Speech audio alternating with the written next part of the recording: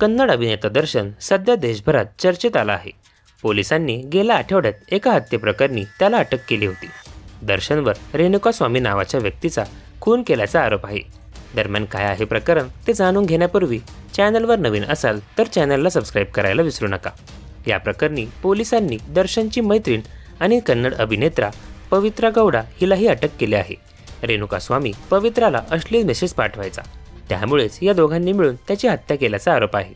दरम्यान आता रेणुका स्वामीच्या पोस्टमार्टममधून धक्कादायक माहिती समोर आली आहे। पोलिसांनी दिलेल्या माहितीनुसार रेणुका स्वामी सातत्याने पवित्राला मेसेज पाठवायचा। त्याचाच राग मनात धरून दर्शनने मारेकऱ्यांना सुपारी देऊन त्याची हत्या केली। हत्येपूर्वी रेणुका स्वामीला इलेक्ट्रिक शॉक देण्यात आला। या प्रकारे केबल कामगार धनराज याला पोलिसांनी नुकतीच अटक केली। धनराजने पोलिसांना सांगितले की या प्रकरणी आणखी एक आरोपी नंदिशने त्याला बंगळुरू येथील एका गोडाऊनमध्ये बोलवले आणि तिथे रेणुका स्वामीला शॉक देण्यासाठी एक खास उपकरण बनवायला लावले। पोलिसांनी हे उपकरणही आता जप्त केले आहे।